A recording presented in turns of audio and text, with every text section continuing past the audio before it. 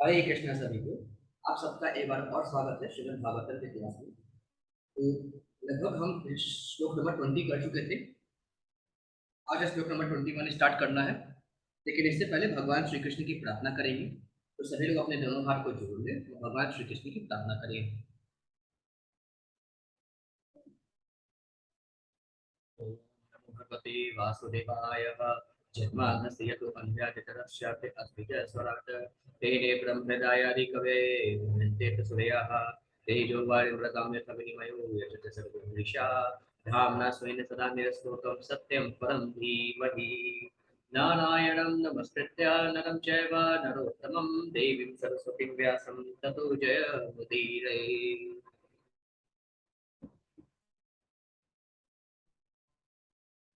श्लोक नंबर 21 से स्टार्ट करते हैं। श्री रूपिणी गणयति चरणारविन्दं लीलाम्बुजेन हरिश अद्यमानि मुक्तदोषः संलक्ष्यते स्फटिककुण्डय उपेतहिमिनी सम्मार्जति वयदनुग्रहेणे अन्ययत्नः। अब यहाँ पे मैट्रिमोनी विदुर से कहते हैं कि वैकुंठ लोगों की महिलाएं इतनी सुंदर हैं कि जैसे देवी लक्ष्मी स्वयं। ऐसी दिव्य सुंदरियां जिनके हाथ कमलों के साथ क्रीड़ा करते हैं तथा पांवों के नुपुर झंकार करते हैं। कभी कभी उन संगमरमर की दीवारों को जो थोड़ी थोड़ी दूरी पर सुनहले किनारों से अलंकृत है, इसलिए गुहारती देखी जाती हैं कि उन्हें भगवान की कृपा प्राप्त हो सके। फिर आगे मैत्री मुनि कहते हैं, वापिशु विद्रुमतता अश्वमलामृता पशु प्रेष्यान विद्या निजमने तुलसी भीरीशमः अभ्यचर्ति सबलक मुंड समीक्षया वक्त मुक्षीषितं भगवते दया मतांग श्रीः। अब यहाँ पे मैत्री मुनि कहते हैं, लक्ष्मियां अपने उद्यानों में दिव्य जलाशयों के मूंगे से जड़ी किनारों पर तुलसी दल अर्पित करके भगवान की पूजा करती हैं।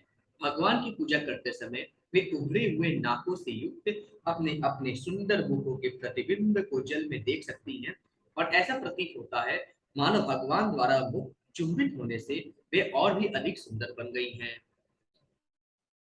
फिर आगे मैत्री मुनि कहते हैं, यन्ने व्रजन्त्यद्विदूरशनानुवादा अक्षरेण वन्ति ये अन्य विषयाः कुकथामति धनैः या सतु सुताहत भगर्णि वेदान्तसारा ततामस्तांशी पनतय शरणेषु तमः सुहन्त।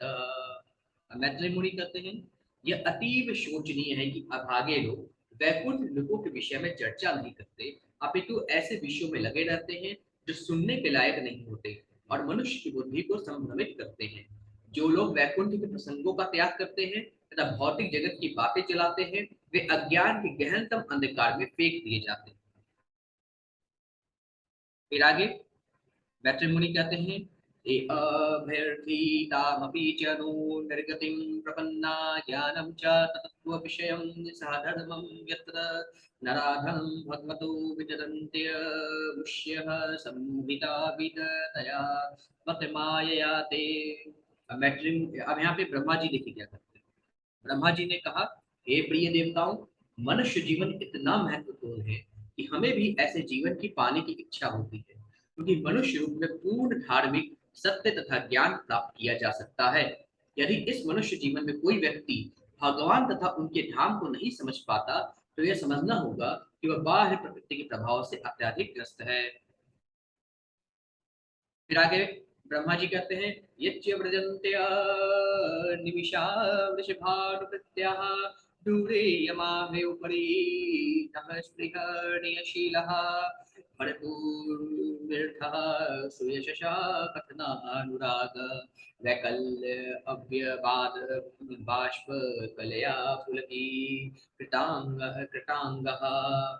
अब यहाँ पे ब्रह्मा जी कहते हैं, आनंद भाव में जिन व्यक्तियों के शारीरिक लक्षण परिवर्तित होते हैं और जो भगवान की महिमा का श्रवण करने पर गहरी गहरी सांसें लेने लगते हैं और प्रस्वेदित हो उठते हैं, वे भगवत धाम को जाते हैं, भले ही वे ध्यान तथा अन्य अनुष्ठानों की तनिक भी परवाह न करते हों।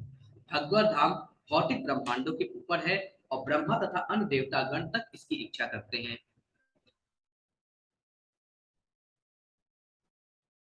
फिर आगे ब्रह्मदेव करते हैं तद्विश्व गुरुवदिकृतं भुवनैकवन्धयम् दिव्यं विचित्र विबुधा अक्षय विमान सूचिः आपुः परां मुदमपूर्वमुपेते योगा माया बलेन मुनयस्त रथो विकुण्ठम्। अब यहाँ पे मैत्री मुनि कहते हैं कि इस तरह सनक सनातन सनंदन तथा सनत कुमार नामक महर्षियों ने अपने योग बल से आध्यात्मिक जगत के उपरि वैकुंठ में पहुंचकर अभूतपूर्व सुख का अनुभव किया। उन्होंने पाया कि आध्यात्मिक आकाश अत्यधिक अलंकृत विमानों से जो वैकुंठ के सर्वश्रेष्ठ भक्तों द्वारा चालित थे प्रकाशमान था और पूर्ण पुरुषोत्तम भगवान द्वारा अधिशासित था। फिर आगे मैत्री मुनि कहते हैं तस्मिन्नित्या मुनयः सरस्य यजमानः कक्ष्याः समानभय सावक सप्तमायां देवा वक्षशत गृहीत गदौ पराधया केयूरकुण्डल किरीट विटंक कवेशो। अब यहाँ पे मैत्री मुनि कहते हैं भगवान के आवास वैकुंठपुरी के 6 द्वारों को पार करने के बाद और सजावट से तनिक भी आश्चर्यचकित हुए बिना उन्होंने 7वें द्वार पर एक ही आयु के 2 चमचमाते प्राणियों को देखा जो गदाएं लिए हुए थे और अत्यंत मूल्यवान आभूषणों कुंडलों हीरो मुकुटों वस्त्रों इत्यादि से अलंकृत थे। फिर आगे मैत्री मुनि कहते हैं मत्तद्विरे पवनमालिकया निमितो विनन्य सत्यासित चतुष्ट यबाहु मध्ये वक्रत्र वक्रत्रं भ्रुवा कुटीलया स्फुट निर्गमाभ्यां रक्ते क्षणेन च मनाग्रभसं दधानो। अब यहाँ पे मैत्री मुनि कहते हैं दोनों द्वारपाल ताजे फूलों की माला पहने थे जो मदोन्मत्त भौरों को आकृष्ट कर रही थी और उनके गले के चारों ओर तथा उनकी 4 नीली बाहों के बीच में पड़ी हुई थी। अपनी कुटिल भौहों और तृप्त नथनों तथा लाल लाल आंखों से वे कुछ कुछ शुद्ध प्रतीत हो रहे थे। फिर आगे मैत्री मुनि कहते हैं द्वारे तयोनिर्विविशु कीर्षदोत्कृष्टवाः पूर्वा यथा पुरतवज्रकपाटिकायाः सर्वत्र ते विश्वमया मुनयः समदृष्टयः ये सञ्चरन्तया विद्यादिगताभिषङ्काः। अब यहाँ पे मैत्री मुनि कहते हैं सनक इत्यादि मुनियों ने सभी जगह के दरवाजों को खोला। उन्हें अपने पढ़ाई का कोई विचार नहीं था। उन्होंने खुले मन से स्वेच्छा से उसी तरह 7वें द्वार में प्रवेश किया जिस तरह वे अन्य 6 दरवाजों से होकर आए थे जो सोने तथा हीरो से बने हुए थे। फिर आगे मैत्री मुनि कहते हैं दार्भिक्ष्ये वातरशनां चतुरः कुमारान् वृद्धान् दशार्ध वयसो विदितात्मत अत्तवान् वेत्रेण चास्य कलयतामतदर्णास्तो तेजो विहस्य भगवत प्रतिकूलशीलो। फिर आगे मैत्री मुनि कहते हैं चारों बालक मुनि जिनके पास अपने शरीरों को ढकने के लिए वायुमंडल के अतिरिक्त कुछ भी नहीं था 5 वर्ष की आयु के लग रहे थे। यद्यपि वे समस्त जीवों के वे सबसे वृद्ध थे और उन्होंने आत्मा के सत्य की अनुभूति प्राप्त कर ली थी किंतु जब द्वारपालों ने जिनके स्वभाव भगवान को तनिक भी रुचिकर न थे इन मुनियों को देखा तो उन्होंने उनके यश का उपहास करते हुए अपने डंडों से उनका रास्ता रोक दिया। यद्यपि ये मुनि उनके हाथों ऐसा बर्ताव पाने के योग्य न थे। फिर आगे मैत्री मुनि कहते हैं ताभ्याम विसतस्व निमीशेषु निशीथया मारः सर्वहरतत्मा हयापि हरेः प्रतिहार पाभ्याम उचुः सुहृते मद्दि दक्षिते भंग ईश्वरः तकामानुजेन सहसा लुटाक्षः। अब यहाँ पे मैत्री मुनि कहते हैं इस तरह सर्वाधिक उपयुक्त व्यक्ति होते हुए भी जब चारों कुमार अन्य देवताओं के देखते देखते श्री हरि के 2 प्रमुख द्वारपालों द्वारा प्रवेश करने से रोक दिए गए तो अपने सर्वाधिक प्रिय स्वामी श्री हरि को देखने की परम उत्सुकता के कारण उनके नेत्र क्रोध वश सहसा लाल हो गए। फिर आगे मैत्री मुनि कहते हैं वामी है भगवत परिचर्योच्चै स्तद्धमिर्नाम निवसतां विषयमा स्वभावः तस्मिन् प्रशान्त पुरुषे गति गत विग्रहे मां को आत्म वत कुर्कयो परिशंकनिः। यहाँ पे मैत्री मुनि कहते हैं कि चारों कुमारों ने बोला, मुनियों ने कहा, ये दोनों व्यक्ति कौन है जिन्होंने ऐसी विरोधात्मक मनोवृत्ति विकसित कर रखी है। ये भगवान की सेवा करने के उच्चतम पद पर नियुक्त है और इनसे यह उम्मीद की जाती है कि इन्होंने भगवान जैसे ही गुण विकसित कर रखे होंगे। ये दोनों व्यक्ति वैकुंठ में किस तरह रह रहे हैं। इस भगवत धाम में किसी शत्रु के आने की संभावना कहाँ है। क्यों मुझे रोका जा रहा है, क्या है शत्रु आ रहे हैं क्या। भगवत धाम में कोई शत्रु आ सकता है। पूर्ण पुरुषोत्तम भगवान का कोई शत्रु नहीं है। भला उनका कौन ईर्ष्यालु हो सकता है। शायद ये दोनों व्यक्ति कपटी हैं, अतएव अपनी ही तरह होने की अन्यों पर शंका करते हैं। फिर आगे मुनि कहते हैं न हयांतरम भगवती समस्त कुक्षा भवात्मानमात्मनि नभो नभशीव धीरः पश्यन्ति यत्र युवयोः प्रलिङ्गिनो किं वयुत्पादितं हयो दर्भेदि भयं यतो अस्यः। मैत्री मुनि कहते हैं कि सभी मुनि कहते हैं वैकुंठ लोक में वहां के निवासियों तथा भगवान में उसी तरह पूर्ण सामंजस्य है जिस तरह अंतरिक्ष में बृहत तथा लघु आकाशों में पूर्ण सामंजस्य रहता है। तो इस सामंजस्य के क्षेत्र में भय का बीज क्यों है। ये दोनों व्यक्ति वैकुंठ निवासियों की तरह वेश धारण किए हैं, किंतु उनका यह असामंजस्य कहाँ से उत्पन्न हुआ है।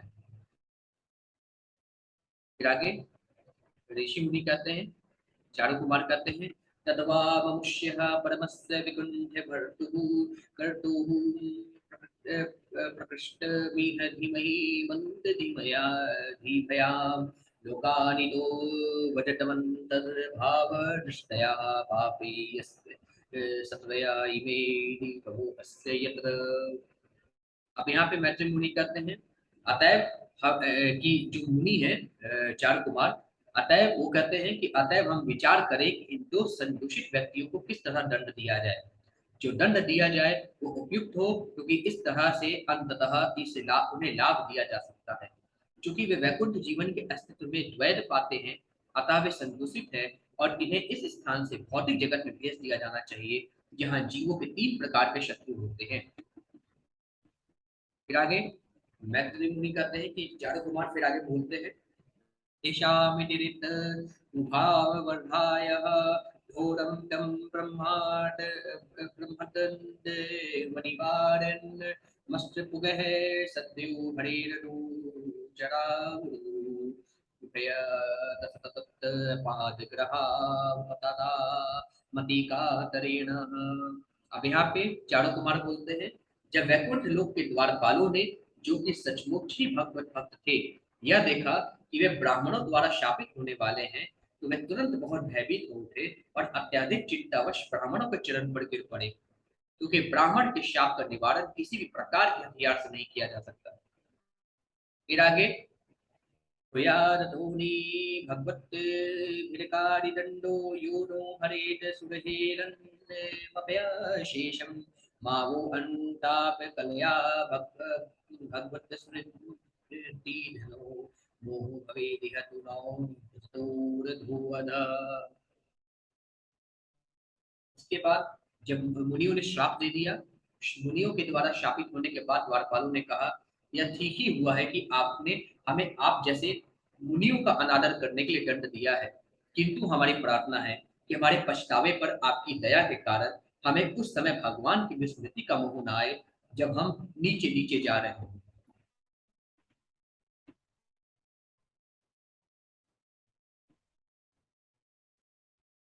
फिर आगे एवं तदैव भगवान् रवीन्द्रनाभा स्वानां विमुख्य सदति क्रममायः धैर्यः तस्मिन् ययौ परमहंस महामुनिना मदवेशनी चरणौ चैतन्यसहस्रीः। अब यहाँ पे मैत्री मुनि कहते हैं नाभि से उगे कमल के कारण पद्मनाभ कहलाने वाले तथा सदाचारियों की प्रसन्नता के रूप भगवान को उन संतों के प्रति अपने ही दासों के द्वारा किए गए अपमान का उसी क्षण पता चल गया। वे अपनी प्रेयसी लक्ष्मी सहित उस स्थान पर उन चरणों में चलकर गए जिनकी खोज सन्यासी तथा महामुनि करते। फिर आगे मैत्री मुनि कहते हैं, तमत्वागतं प्रतिहृतो पैकं सपुंभिः स्ते अच्युताक्ष विषयं समसमाधिभाग्यं हंसाश्रयोर्जनयोः शिववायुलोलः अक्षुभ्रात पत्र शशिकेश ऋषिका शिखराम्बुः।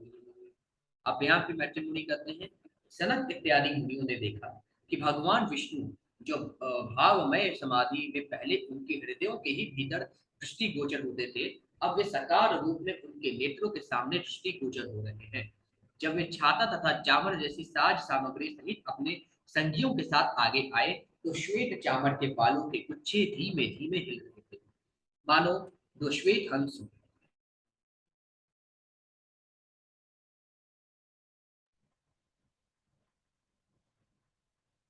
मानो दो श्वेत हंस हों तथा अनुकूल हवा से छातों में से लटक रही मोतियों की झालरें भी हिल रही थी, मानो श्वेत पूर्ण चंद्रमा से अमृत की बूंदें टपक रही हो अथवा हवा के झोंकों से बर्फ पिघल रही हो।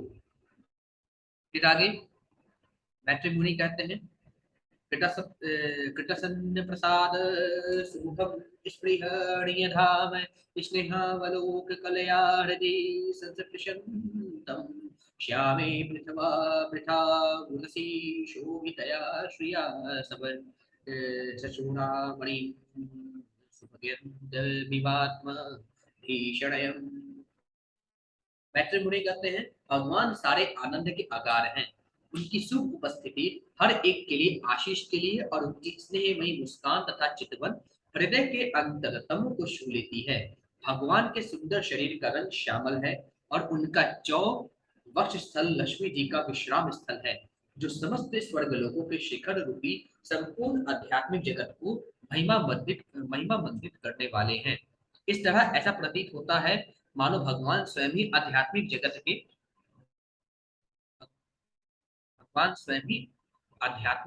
के सौंदर्य तथा सौभाग्य का विस्तार कर रहे हो।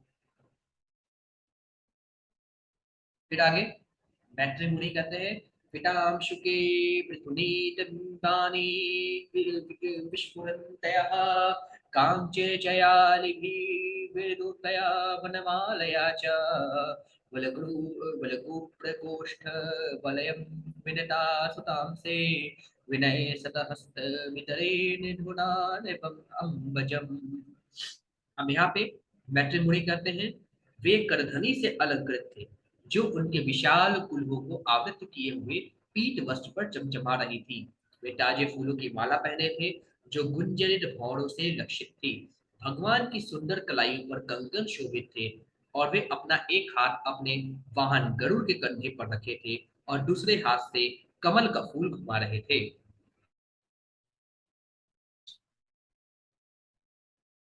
फिर आगे मैत्री मुनि कहते हैं, विद्युत अक्षिपन्ने मकरकुण्डलमण्डनार्हरे गण्डस्थलोन समुखं मणिमत्ति किरीटं गौड अंड षण्डविवरे हरता पराढर्यहारेण गन्धर्कटेन च कौस्तुभेन।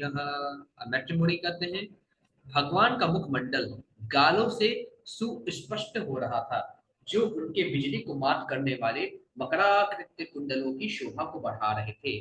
उनकी नाक उन्नत थी और उनका सिर रत्न जटित मुकुट से आवृत था। उनकी बलिष्ठ भुजाओं के मध्य एक मोहक हार लटक रहा था और उनकी गर्दन कौस्तुभ मणि से विभूषित थी। फिर आगे मैत्री मुनि कहते हैं, अन्नो प्रशस्त मिति ज्योतिस्मीत मिन्दिरायाः स्वानां धिया विरचितं बहुसौष्ठवाढयम् मह्यामवस्य भवतां च भजन्ति मङ्गं नेमो निरीक्ष्य न प्रतिपतर्षु मुदा कहे।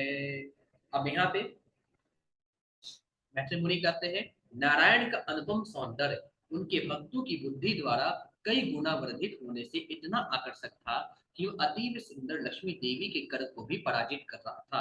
हे देवताओं, इस तरह प्रकट हुए भगवान मेरे द्वारा, शिव जी द्वारा तथा तुम सबों के द्वारा पूजनीय है। मुनियों ने उन्हें अतृप्त आंखों से आदर अर्पित अर्पित किया और प्रसन्नता पूर्वक उनके चरण कमलों पर अपना सिर झुकाया।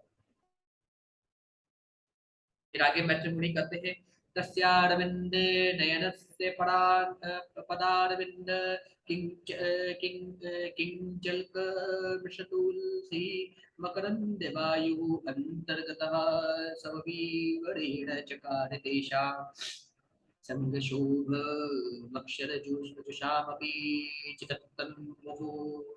अब यहाँ पे मैत्री मुनि कहते हैं, जब भगवान के चरण कमलों के अंगूठों से तुलसी दल की सुगंध ले जाने वाली मंद वायु उन मुनियों के नथुनों में प्रविष्ट हुई, तो उन्हें शरीर तथा मन दोनों में परिवर्तन का अनुभव हुआ, यद्यपि वे निर्विशेष ब्रह्म ज्ञान के प्रति अनुरक्त थे।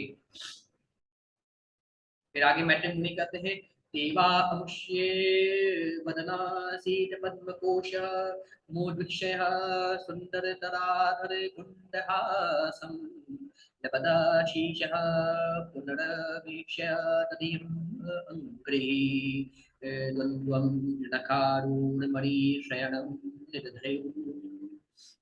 अब यहाँ पे मैत्री मुनि कहते हैं, उन्हें यानी चार कुमारों ने भगवान का सुंदर मुख नीले कमल के भीतरी भाग जैसा प्रतीत हुआ और भगवान की मुस्कान खिले हुए चमेली के फूल सी प्रतीत हुई। मुनिगण भगवान का मुख देखकर पूर्णतया संतुष्ट थे और जब उन्होंने उनको अधिक देखना चाहा तो उन्होंने उनके चरण कमलों के नाखूनों को देखा जो पन्ना जैसा था।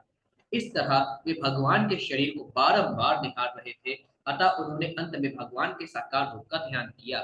फिर आगे मैत्री मुनि कहते हैं, पुंसाम गतिम मृगयतामिह योग मार्गे ध्यानास्पदम बहुमतम नैनाभिरामम औषणम वपु दर्शयान मनन्य सिद्धे दौतपत्ति कहे समग्री नयन यह यूत मस्त भोग है। अब यहाँ पे मैत्री मुनि कहते हैं, यही भगवान का वह रूप है जिसका ध्यान योग विधि के अनुयायी करते हैं और ध्यान में यह योगियों को मनोहर लगता है। यह काल्पनिक नहीं अपितु वास्तविक है, जैसा कि महान योगियों ने सिद्ध किया है। भगवान 8 प्रकार की सिद्धियों से परिपूर्ण है, किंतु अन्यों के लिए यह पूर्ण रूप से संभव नहीं है। फिर आगे मैत्री मुनि कहते हैं,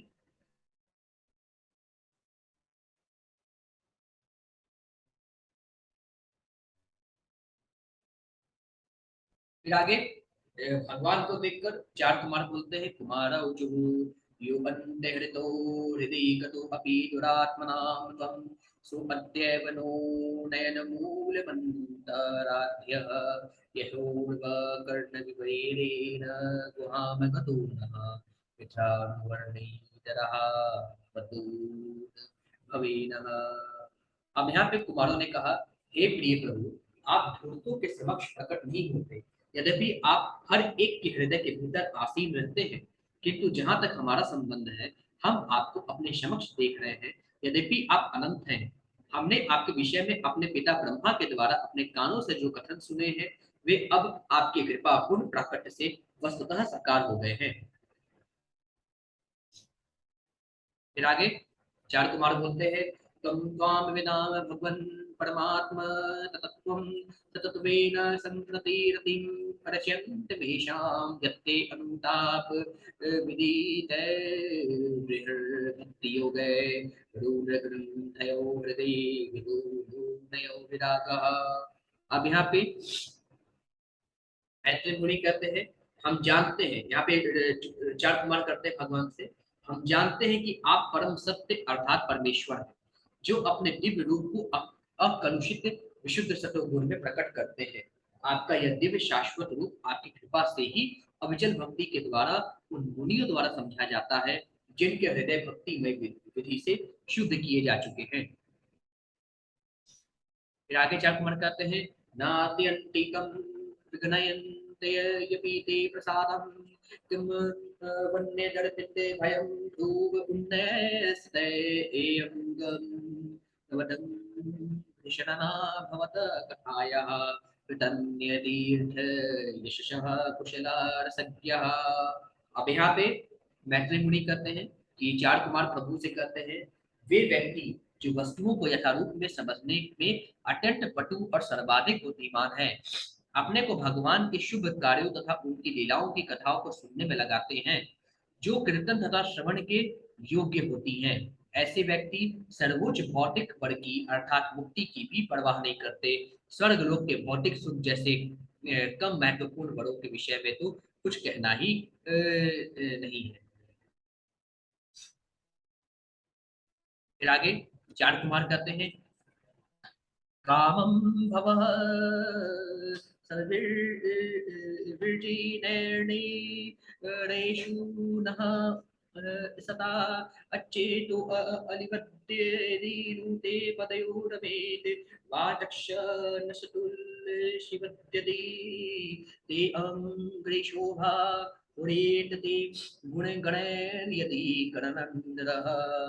अब यहाँ पे चार कुमार कहते हैं, हे प्रभु, हम आपसे प्रार्थना करते हैं कि जब तक हमारे हृदय तथा मन आपके श्री चरण कमलों की सेवा में लगे रहे, हमारे शब्द आपके कार्यों के कथन से सुंदर बनते रहे, जिस तरह आपके चरण कमलों पर चढ़ाए गए तुलसी दल सुंदर लगते हैं, तथा जब तक हमारे कान आपके दिव्य गुणों के कीर्तन से सदैव पूरित होते रहे, तब तक आप जीवन की जिस भी नारकीय स्थिति में हमें जन्म दे सकते हैं, तब तक आप जीवन की किसी भी नारकीय स्थिति में हमें जन्म दे सकते हैं। फिर आगे जितने भी ऋषिगण हैं, चार कुमार हैं, वे भगवान से विनती करते हैं। क्या बोलते हैं भगवान से? प्रादुरश्च यदिदं पुरोहुत रूपं तेनेश निर्वृत्तिमवापुरलं वृषोणः दशमा इदं भगवते नप विद्विधीमायुपनात्मना हृदयो भगवान् अब यहाँ पे जो है चार कुमार भगवान श्री कृष्ण से कहते हैं, अतः हे प्रभु, हम भगवान के रूप में आपके नित्य स्वरूप को सादर नमस्कार करते हैं, जिसे आपने इतनी कृपा करके हमारे समक्ष प्रकट किया है। आपका परम नित्य स्वरूप अभागे अल्पज्ञ व्यक्ति द्वारा नहीं देखा जा सकता, किंतु हम इसे देखकर अपने मन में तथा दृष्टि में अत्यधिक उत्कृष्ट है। इस प्रकार श्रीमद् भागवत के तृतीय स्कंद के अंतर्गत ईश्वर के साम्राज्य का वर्णन नामक 15वें अध्याय के भक्ति वेदांत तात्पर्य पूर्ण हुए। बोलिए श्री कृष्ण भगवान की जय। अगली कथा चैप्टर नंबर 16 में वैकुंठ के दो द्वारपालों जय विजय को मुनियों द्वारा श्राप, इसका हम कल से स्टार्ट करेंगे। आज के लिए बस इतना ही। सभी को हरे कृष्ण।